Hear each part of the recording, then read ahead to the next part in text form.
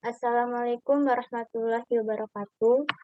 Di sini kami dari mahasiswa Universitas Jambi akan menjelaskan mengenai analisis perkembangan B2B dan B2C yang beranggotakan Yoli Herdiana Putri, Nia Pramita Sri Wahyuni, dan saya Cindy Wulan Fitriani. Baik, pada materi ini akan dijelaskan oleh rekan saya Yoli Herdiana Putri. Baiklah, di sini saya akan menjelaskan tentang pengertian e-bisnis dan pengertian e-commerce.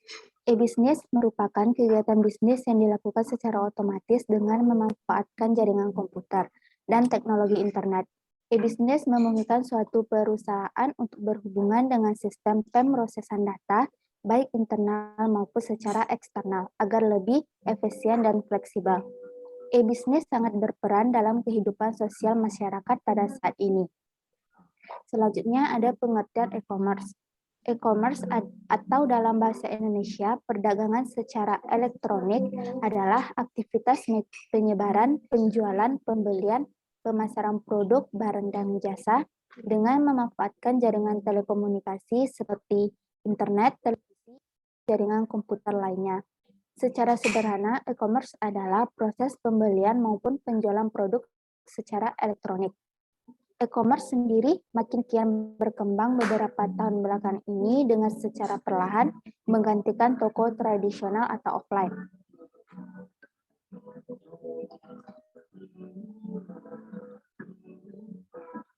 Baiklah, di sini terdapat B2C atau Business to Customer.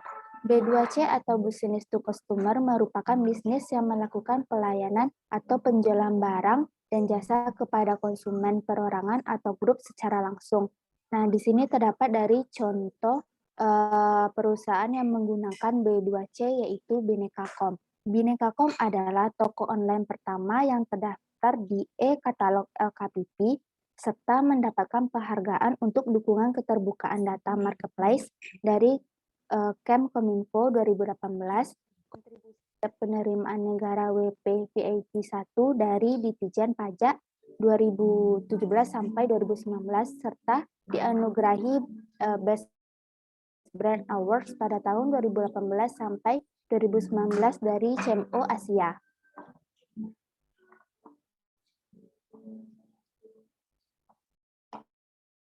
Nah, di sini terdapat perkembangan dari perusahaan bisnis Bineka.com.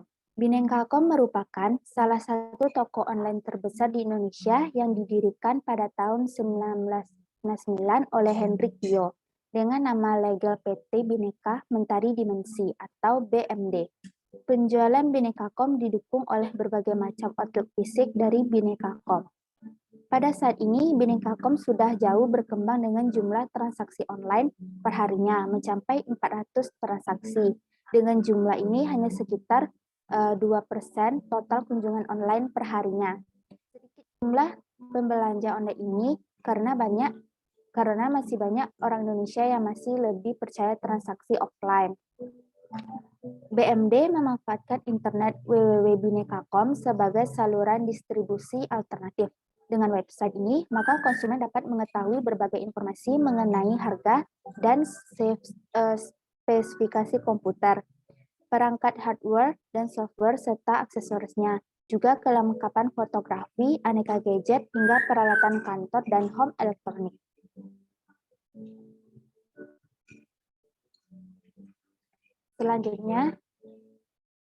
Selanjutnya strategi dari perusahaan Bineka.com.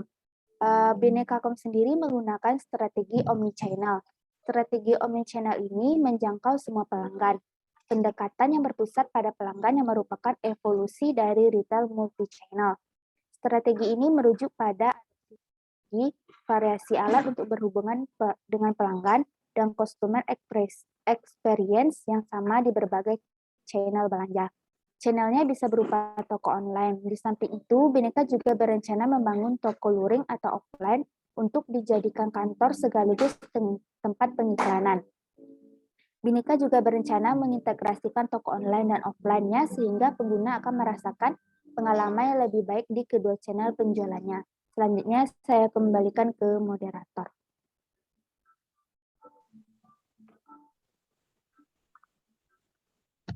Baik, saya akan menjelaskan yaitu mengenai analisis B2C di Binika.com. Nah, Binika sendiri merupakan tipe e-commerce business to customer atau dikenal B2C. B2C sendiri adalah jenis e-commerce antara perusahaan dan konsumen akhir. Hal ini sesuai dengan bagian retail dari e-commerce yang bisa dioperasikan oleh perdagangan retail tradisional. Jika dibandingkan dengan transaksi retail tradisional, konsumen biasanya memiliki lebih banyak informasi dan harga yang lebih murah serta memastikan proses jual beli hingga pengiriman yang cepat. Jika dibandingkan dengan transaksi retail tradisional, konsumen biasanya memiliki lebih banyak informasi dan harga yang lebih murah, serta memastikan proses jual beli hingga pengiriman yang cepat. Namun, kendala penerapan B2C adalah keamanan dalam transaksi. Nah, keuntungan dari model tersebut yaitu yang pertama, penawaran harga dapat berubah sewaktu-waktu atau up to date. Yang kedua, belanja dapat lebih cepat dan mudah. Dan yang ketiga, layanan call center tercantum dalam website. Nah, kemudian apa itu B2B? B2B adalah singkatan dari business to business yang artinya jika produk atau jasa dijual dari satu perusahaan ke perusahaan lain. Nah, contoh perusahaan yang menerapkan B2B yaitu PT Unilever. Perusahaan multinasional membuat dan menjual lebih dari 400 brand di seluruh dunia. Berikut rangkaian bidang usaha PT Unilever Indonesia, yaitu food and drink, home care, dan personal care. Nah, ini perkembangan bisnis di PT Unilever. Pada tahun 1920 sampai 1967, PT Unilever ini membuat pabrik sabun, produksi margarin dan minyak, dan kemudian ada pabrik kosmetik. Namun pada 1942 ini PT Unilever ini dihentikan karena adanya Perang Dunia Kedua. Kemudian di bawah kendali pemerintah, maka PT Unilever ini kembali diaktifkan.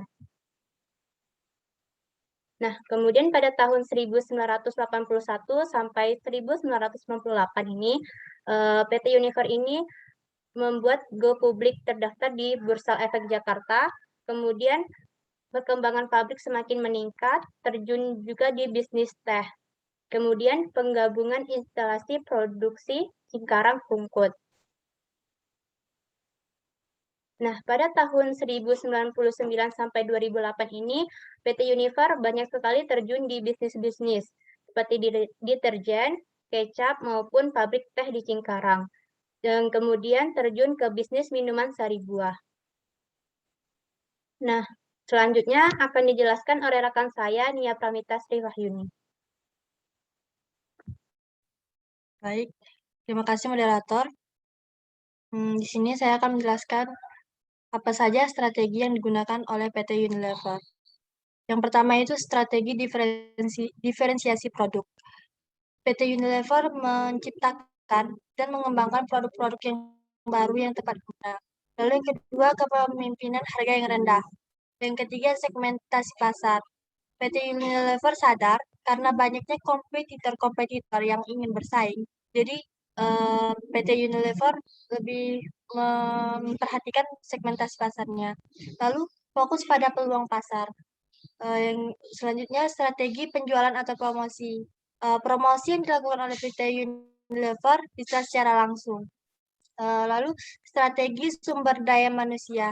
Nah, strategi sumber daya manusia pada PT Unilever sangat diperhatikan karena menurut PT Unilever itu merupakan faktor pendukung pertama dan PT Unilever menerbitkan atau mencari lulusan-lulusan yang terbaru untuk bekerja di PT Unilever ini. Lalu strategi operasi.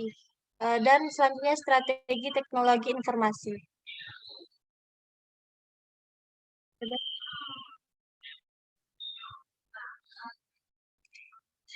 Analisis B2B pada Unilever.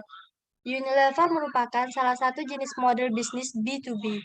Transaksi B2B biasanya melalui EDI, Electric Data Interchange, data email, dan email untuk pembelian barang dan jasa, informasi dan konsultasi. Unilever adalah salah satu customer dari PT Electronic Data Interchange Indonesia.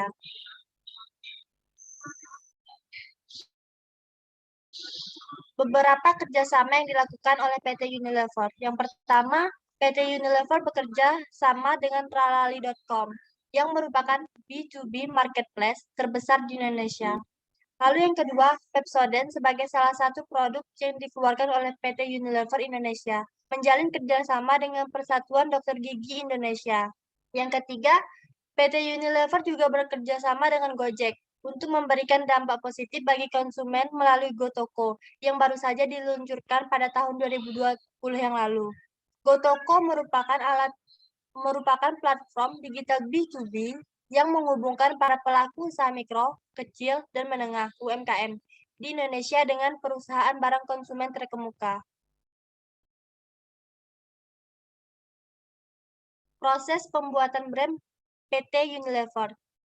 Yang pertama, PT Unilever selalu melibatkan konsumen. Yang kedua, meneliti dampak di setiap rantai nilai. Yang ketiga, bekerja sama untuk orang lain. Yang keempat, hubungan kerjasama global. Baiklah, saya serahkan kepada moderator. Baik, sekian dari kelompok kami dan kami akhiri wabillahi taufiq wal hidayah. Wassalamualaikum warahmatullahi wabarakatuh. Terima kasih.